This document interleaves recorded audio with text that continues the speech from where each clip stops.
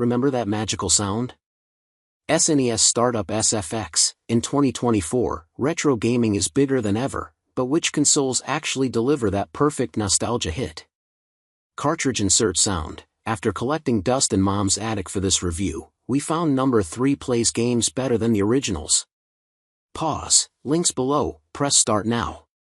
Number 1. Evercade VS-R.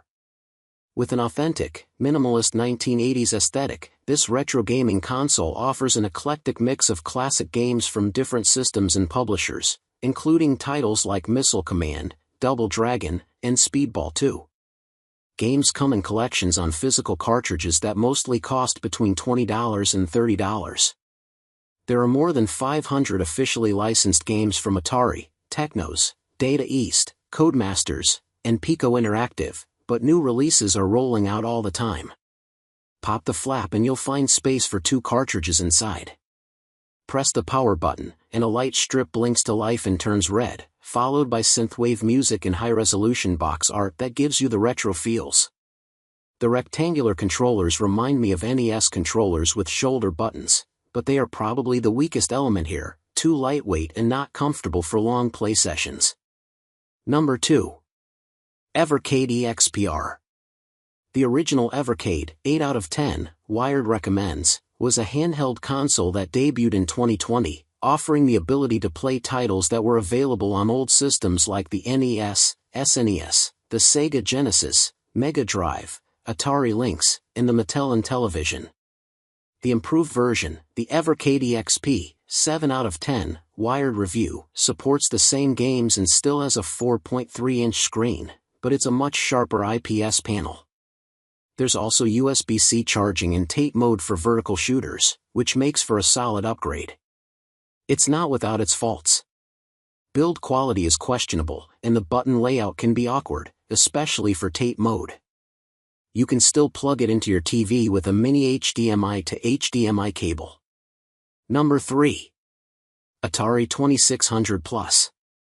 The first home console for many was the iconic wood-paneled Atari 2600 or VCS, Video Computer System. My granddad had one, and Pong, several versions of which were in Video Olympics, is the first game I can remember playing in a living room. The Atari 2600 Plus nails the look, though it is around 25% smaller, and boasts working mechanical switches, the classic one-button joystick, and a game cartridge to slot in. Instead of a single game, this cart holds 10 Atari classics: Adventure, Combat, Dodge M, Haunted House, Maze Craze, Missile Command, Real Sports Volleyball, Surround, Video Pinball, and Yar's Revenge. You can also dust off your original cartridges and play them. Some won't work because this is an emulator, but most will, though they take a few seconds to load. Honestly, the games from this era have aged terribly. They do not look good on big modern TVs, the art and sound are basic, and the gameplay is often obtuse. Number 4. Sega Genesis Mini. When it comes to official mini consoles, the Sega Genesis Mini, also known as the Mega Drive, is the pinnacle. Less than half the size of the original but with the same design, it looks the part. There's even a fake volume slider and flaps that open, though sadly, it can't accommodate cartridges. It plugs into your TV with the included HDMI cable. The 2-corded 3-button controllers feel authentic, but you can buy a wireless 6-button controller that's even better. The experience is elevated by a strong lineup of titles that run smoothly and look exactly as you remember. Alongside several Sonic the Hedgehog games, there's Echo the Dolphin, Ghouls and Ghosts, Golden Axe, Tetris, Street Fighter II, and many more, 42 in total, with less filler than on most other mini consoles, though, annoyingly, there's no Mortal Kombat.